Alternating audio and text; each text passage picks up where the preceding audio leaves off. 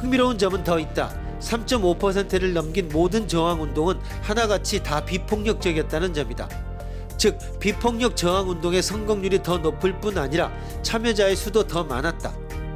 비폭력 저항운동의 평균 참여자 수는 폭력적인 저항운동의 무려 4배였다.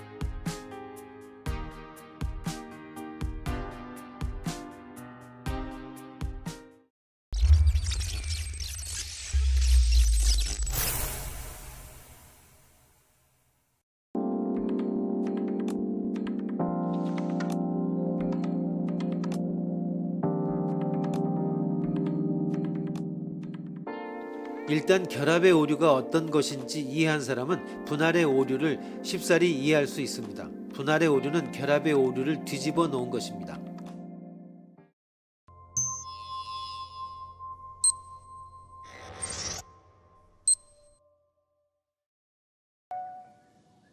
(1) 9는 홀수이다. 9는 3과 6으로 되어 있다. 그러므로 3과 6은 술수이다. 2. 현대중공업은 회사이다. 현대중공업은 사용자와 노동자로 되어 있다. 그러므로 사용자와 노동자 각각은 회사이다. 3. 프랑스 파리에 가본 사람은 다 아는 것처럼 말 그대로 아름답다. 세느강을 따라서 양 옆으로 웅장하고도 우아하게 늘어선 건물과 아무리 걸어도 지루하지 않은 거리. 그러나 더 아름다운 것은 파리의 여인들이다. 파리에는 화장품 가게가 우리나라의 카페보다 더 많다. 옷차림은 물론이요. 얼굴 화장도 각자 개성에 맞게 할 줄 아는 것이 파리의 여인들인 것 같다. 이상의 예시는 어떤 오류를 범하고 있는가?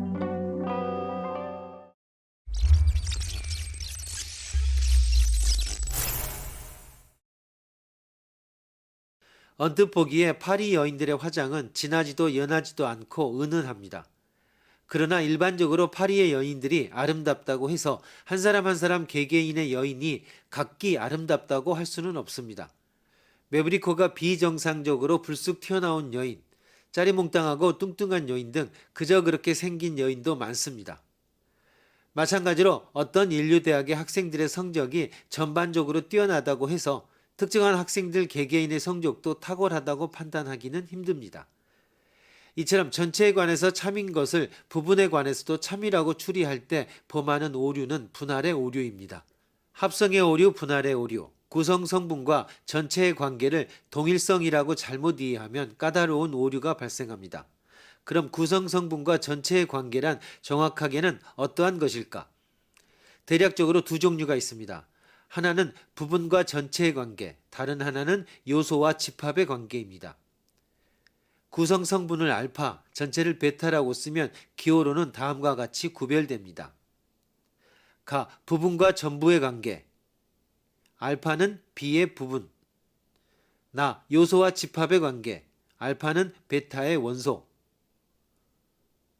다만 알파, 베타가 수학적인 추상적 대상 일대로 한정한 기호화입니다. 구체적 대상의 경우는 비유적으로 부분 집합 기호나 원소 기호로 나타낼 수 있을 뿐인 경우도 많습니다. 예를 들어 가로는 소재와 작물, 부품과 제품의 관계 등이 있고 나로는 혹성과 태양계, 국민과 나라의 관계 등이 있습니다.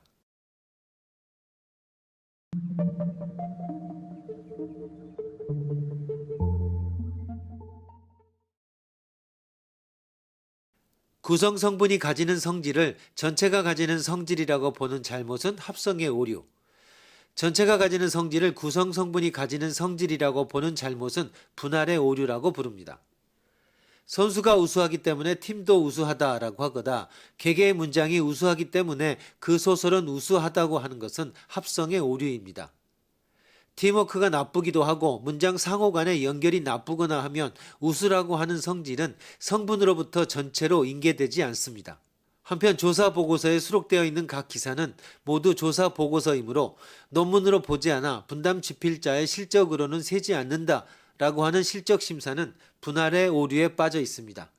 전체적으로는 조사 보고서인 책자 중에서 분업이 이루어져서 어느 파트는 데이터 정리, 어느 파트는 이론적 기초 마련의 논문, 어느 파트는 집필자 양력이라고 하는 것은 당연히 있을 수가 있습니다.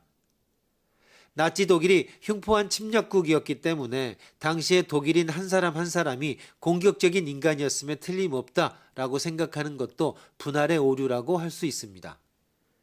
그러면 다음 생각은 합성의 오류일까, 분할의 오류일까? A. 미국은 이라크 문제에서는 세계의 경찰임을 뽐내고 있다. 역사상 미국은 언제나 그러했을 것이다.